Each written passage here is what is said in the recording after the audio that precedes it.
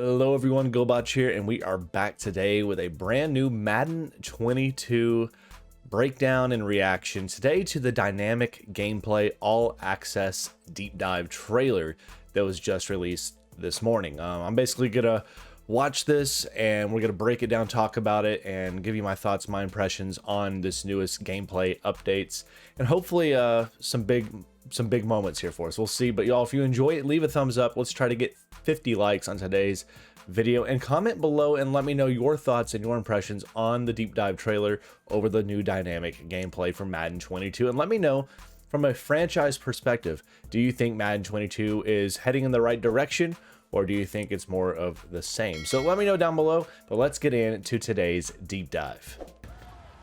Getting going, here we go. Jalen Hurts and company. So certainly already seeing some changes in terms of Madden NFL 22. Today I'm thrilled to bring you some details on Madden 22's all-new dynamic game day feature and the three components that combine to create it. Okay. You'll also learn about core gameplay improvements, including player movement. I mean, graphically it still looks fantastic in my opinion. Let's get into it. It doesn't look like it's insanely head over heels from last year's game, next gen version. Three core components: game day atmosphere, momentum, next-gen stats, star-driven AI. Okay. Dynamic game day deepens the gameplay experience through new levels of strategy, unique storytelling, and immersive. Some more fan things going on. Interesting. Every snap and every game feel like a new challenge, and impacts gameplay across every mode. Let's dive into the details, starting with game day atmosphere. All right, game day atmosphere. Let's see what we got. So we got pregame. Madden 22 by bringing to life the unique characteristics and personality. So we got pregame stuff going on. As well as the super fans, animations. Fun of game day. Okay. Some examples. So pausing right here so you can look at it with me. We got updated broadcast packaging featuring the next gen stats. We saw that in last year's Madden. I like it. It's a welcome feature. It did get a little stale after sometimes because it's only on certain things. Super fans, I'm happy to see that returning. Just adds more stuff. New crowd animations. That's good. We need the environment to feel alive and diverse. Momentum driven sideline reactions, that will be a good thing. So on big plays, when things are happening, you're going to see the reactions, and new celebrations. So I give that's good. I still would like to see diverse crowd sizes. I want to see missing a hot route because of the noise. Interesting. An all-new game mechanic called Game Day Momentum. Game Day Momentum. Momentum. Game Day Momentum allows you to feel the highs and lows of the momentum swings of every game with the performance-based. Okay, let's pause that. Look at this. So we've got all sorts of stuff going on up here at the top. Momentum meter. And its in-game perks. Interesting. M factors. M factors. Likened in. Gained and lost. LinkedIn. Will affect teams in unexpected ways. Interesting. Some M factor impacts include leaving a kicker in the ice state.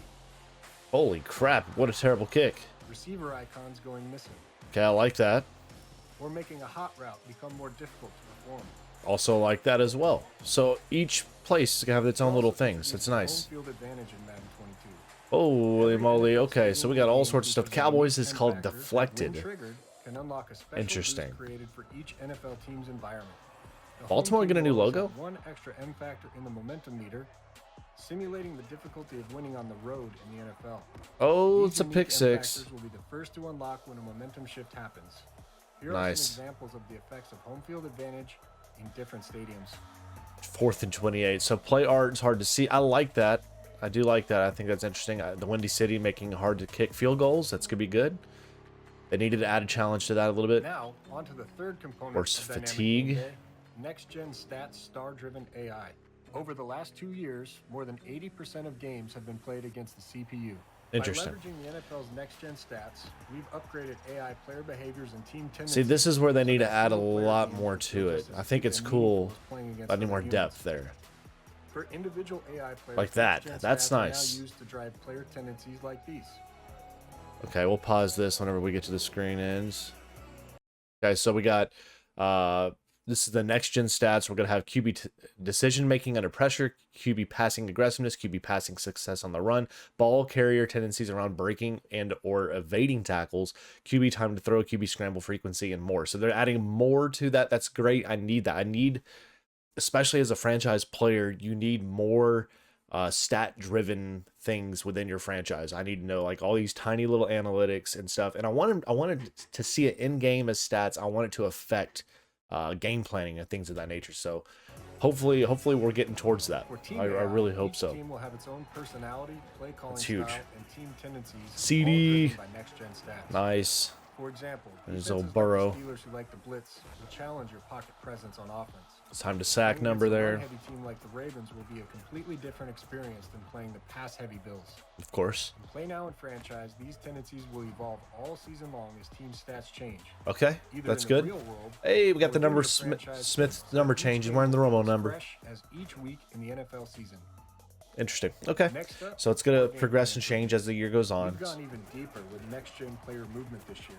I hope so. Players even more authentic and explosive in their movements and interactions, and added more nuance, context, and intelligence.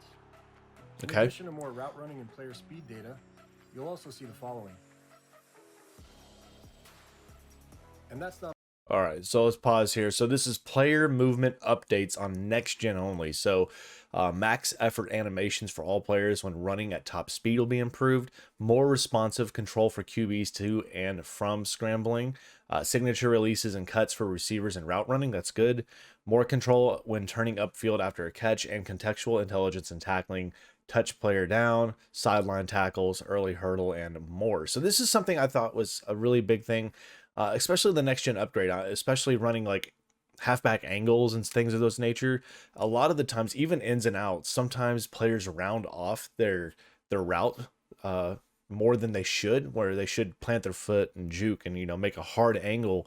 There's a lot more route rounding that I've been seeing in next gen. I really want that to be changed and fixed. And I don't know if most of this is limitations to the Frostbite engine. I love the Frostbite engine. I think it's excellent for a lot of games. Madden, it's been a kind of an up and down thing. I think more than anything, we've seen a lot of canned animations. I'm really hoping Madden moves towards more of a more physics-based tackling engine and things of that, and just across the game in general that adds more nuance and stuff to it. So we're going to see. From what I'm seeing so far, gameplay seems more the same than it does different so far, which I can live with it, but it's not like a huge home run in my eyes. But if presentation's improved, if stat tracking's improved, if the franchise is all improved, I think it'll be fine for me for at least another year. But some of this stuff, okay, blocking's improving. It's good. Expect run blocking momentum enhancements like more animation variety. Okay, good. More variety. Lanes, ensuring momentum is properly reflected on both sides of the ball. Okay. Thanks for spending your time with us to learn more about Game Day and Madden NFL 22. Interesting. Stay tuned to EA Sports Madden NFL 22 channels for more information on the game ahead of the world. All right, so that's that, and we're going to go ahead and switch off here and let's talk about it. Let's talk about what we're seeing there. So some of the key things I think are really interesting here is, for me personally, I'm okay with the presentation style. I think the graphics are fine for me. I've seen some people that really crap on the graphics for Madden. I think the graphics are fine. I do think there are limitations to the Frostbite engine they are using that leads to a lot of, like I said, canned animations, a lot of weird things that happen, especially on default sliders, which I know a lot of people do play on for franchise. Now, me as a franchise gamer, I go to operationsports.com. I use Mat 10 sliders for years now, and it really helps with animations and realistic gameplay tuning. So that's something I've done every single year, and it makes the game hand over fist better, in my opinion, in terms for franchise plays as well. But the big thing for me, I think, is going to be presentation. Are we going to get, I want to see in presentation, I want to see a variety of different camera looks. I want to see a variety of different stat overlays. I want to see crowd diversity, and what I mean by that, and I don't think we're going to get it. I want to see crowds again when a team's up 42 to like 12 or something crazy, 42-14, it's a blowout. I want the crowd to thin out. I want the crowd for certain types of game atmospheres to be more lively than normal. Let's say if it's a Thursday night game, I want that crowd to be, you know, Monday Night Football, Sunday Night Football. Those crowds are hot. They're ready for the game. If it's an afternoon game and it's the last place Jags versus, you know, the Chiefs or something at the Jaguars stadium, and the Jags are getting blown out, I expect there to not be a great crowd on hand. We don't see that in Madden because it's always a sellout. That's things I want to see. You see that in MLB The Show, you see that in 2K series, and that variety adds to the game a lot, I think. And it actually, if you're doing GM mode, is big because you're like, oh, I want to sell out our stadium. We're not making enough money on our stadium ticket sales and stuff. We need to get butts in seats, means we need to get guys in here that can help us win games. That way we sell seats and, you know, everything goes off the right way. So that's something I want to see is presentation. I want to see multiple commentator teams like 2K's been doing. I mean, all those things.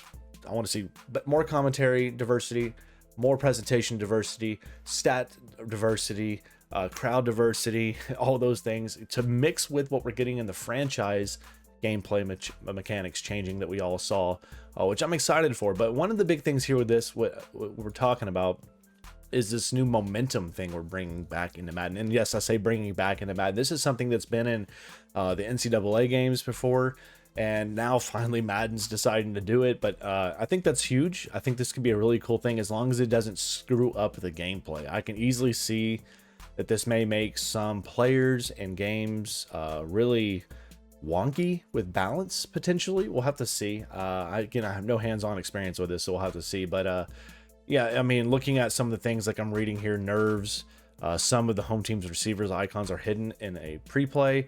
Home team has trouble blocking. Home team accelerates slightly faster. Away team has trouble blocking. Some of the away team's receivers icons are hidden. So it's an interesting little give and take there, depending on your momentum and all.